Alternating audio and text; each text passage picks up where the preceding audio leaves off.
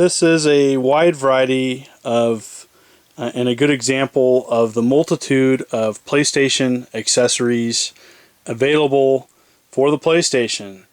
And I'm not going to cover everything because I don't have everything, but I'm just going to give you what I think is important. And the first controller to be released with the PlayStation was this. I don't recommend this controller. It was then followed by this version, which includes the analog buttons but in longer handles. But again, it doesn't have feedback. This is a controller you want, and it's dual shock. It's got the rumble feature. Very nice. There's several versions of this controller. I recommend the first party Sony controller. They made multiple colors. Nice. They made a clear.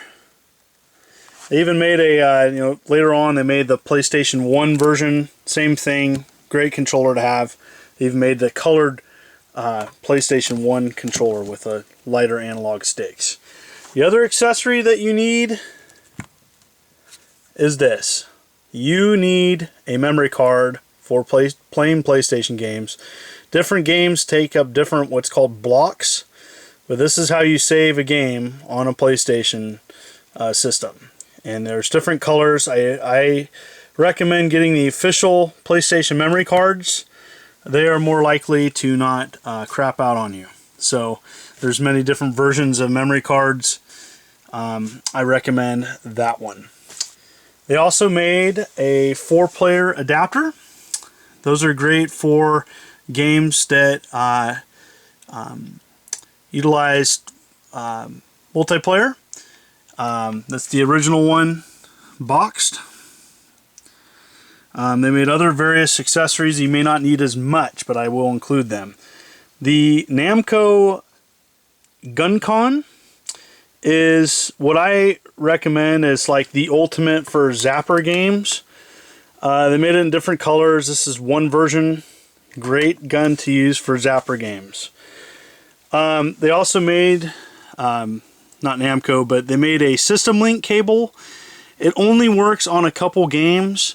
And like it's not a couple, but there's like I would say about 20 plus games that the combat cable works with, or the System Link cable. Different companies made the cable. They all kind of work the same. It essentially lets you play multiplayer, 2 TVs, 2 PlayStations, 2 copies of the games. Each person gets their own TV. Cool idea, not used in a lot of games. Pretty cool idea. If you're an RPG person, they made these really weird one-handed controllers, and this is kind of a third-party version, but those are kind of neat to have. Various third-party controllers. This is just one example. Again, stick with the PlayStation controller. Fighting fans. Early on in the PlayStation's life, they made a really there was this fighting stick made, and this is the one I recommend. Pretty nice. Namco made one for Tekken that was good too. I don't have that, but that's another thing to consider. But this is a pretty decent stick. Nice micro switch, but it plays pretty well. Also, can't have to include the Dance Dance Revelution mat for all the DDR games. There are a lot of them, but you'll need that dance mat to play. Also, steering wheel. Multiple options for steering wheel.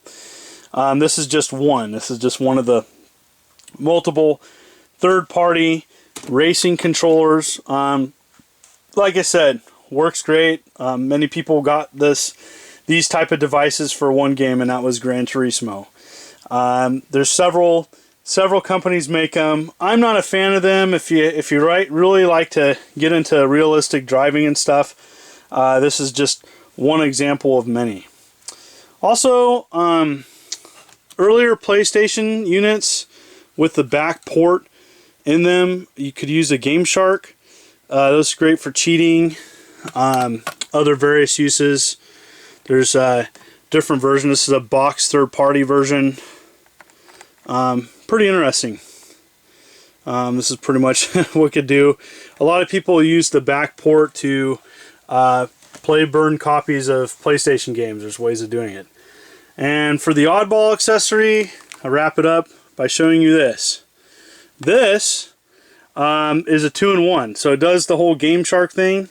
But the other weird thing it does is it plays Game Boy games through your PlayStation. Yes.